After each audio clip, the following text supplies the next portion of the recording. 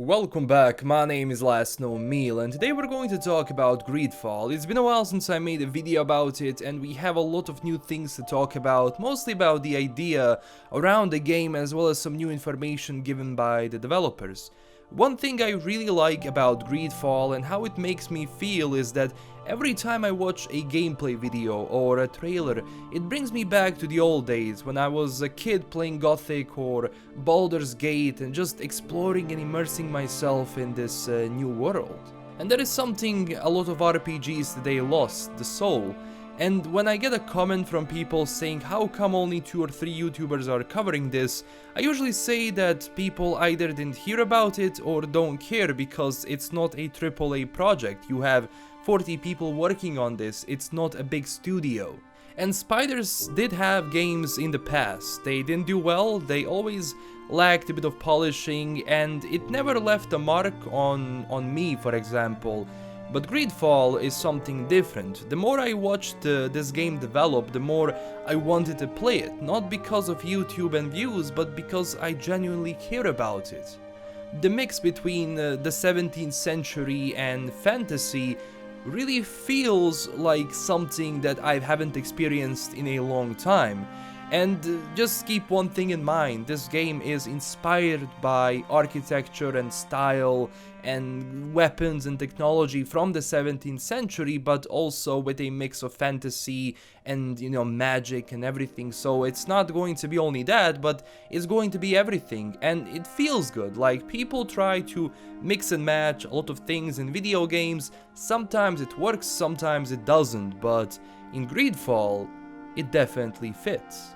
And Focus Home Interactive, the publisher of Greedfall, started releasing these web series with Jean Rousseau, who is a CEO and lead writer on the game. And one thing I immediately noticed in her was the passion and love behind creating new worlds and creating an RPG people will genuinely like. And they bring back all the original elements that, in my opinion, an RPG like this needs, from crafting and upgrading your weapons and armor to creating potions and just exploring the world as it is, with their own twist in combat, which I was mostly worried about, and the more I see combat gameplay and little bits in various videos, the more I think it's going to work. You rely on your companions to help you. You have a quick slot to use weapons like a sword, a pistol, a bomb, or a magic spell that you can cast like at the same time as you're fighting. And because you do have backsteps, you have the roll ability, the dodge ability, it really deepens the combat, because if it didn't have those elements, it would be boring, and if the combat is boring, then the other side has to really stand out, like the story and everything. And it's always better to have like a mix of everything which is good, rather than have this thing which stands out but the other thing is like really bad. And this is it, this is something I like, when I'm free to craft the character I want to play, and just by, let's say, applying poison to your weapon changes combat. Also using the huge skill tree they created and mixing it with combat is gonna be interesting. You won't spam hits, but rather, let's say, you poison someone, do a backstep and shoot them in the face. It's fast, it's responsive, hopefully, and it just makes everything interesting.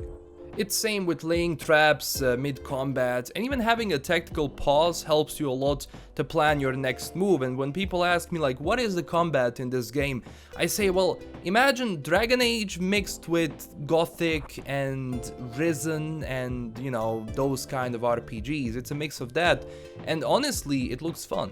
Besides combat, the game includes that RPG element. I mean, how dare you put RPG elements in an RPG game in 2019? It's crazy. But yes, diplomacy and your decisions will matter. You craft your adventure on this new island, and what Jean says is that they want to give you this feeling that explorers in the 17th century had.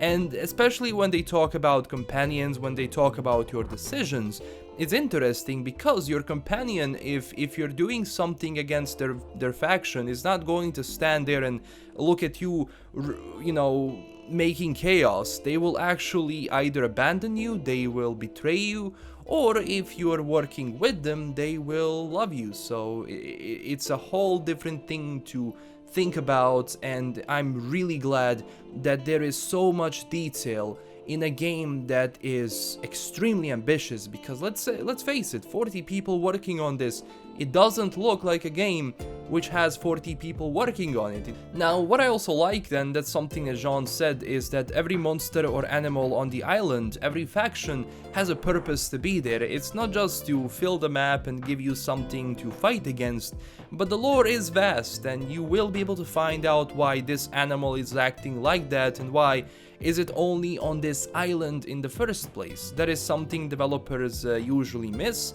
A monster is a representation of something they went through, the place around them, and more. That needs to be shown in every game that has them, and spiders are definitely aiming for that, and hopefully once it comes out, bugs and glitches won't keep us from immersing ourselves in the world.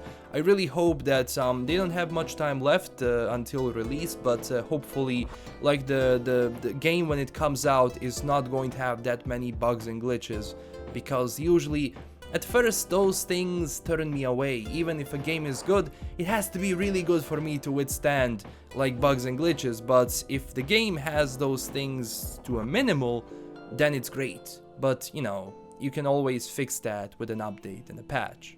And Focus Home Interactive is doing a lot of marketing, which is a huge plus. They need good and aggressive marketing to put this game on the map. Even if it doesn't have the best graphics, it can still be a great game. And now with Spiders, they have a very difficult thing in front of them, because before people said like, okay, you did mediocre games, give us something good. So Greedfall has to satisfy those needs, and that is how like Spiders is generally going to be open to new future projects, and they will escape the shackles of their previous games. When I say the game doesn't need to have the best graphics to be good, I really mean it. For me, a smaller studio that utilizes their resources in a good way and creates something amazing is always better than being a huge corporation that is a games factory driven by money, not passion. Also, what they promised is that quests will be linked to the main story and won't be pointless fetch missions that give you gold and experience and that's it. Let's face it, even a simple side quest now in this age needs to have a point. Even a quest in The Witcher 3 where you have to get the pan for the old lady, for some is pointless, but the irony behind it is that it's placed there for a reason. It's funny, it's supposed to be a mockery of those fetch quests, and it's genius in its own way. And I'm not saying that CDPR is the only company that did something like that, but that is like something I can think about right now. Same with Greedfall, the idea they are driven with is interesting, and once we get onto Tirfra D, hopefully we'll go back to the good old RPG games that we used to play, and with this, it might be that Spider Studio will finally take their place on the RPG market as a studio that people are thinking about and looking forward to their next games, their next projects, and they took a step back and they changed their perspective. They analyzed their previous games, learned from their, mistakes, and, they looked at what they did good, and now they're applying it in Greedfall.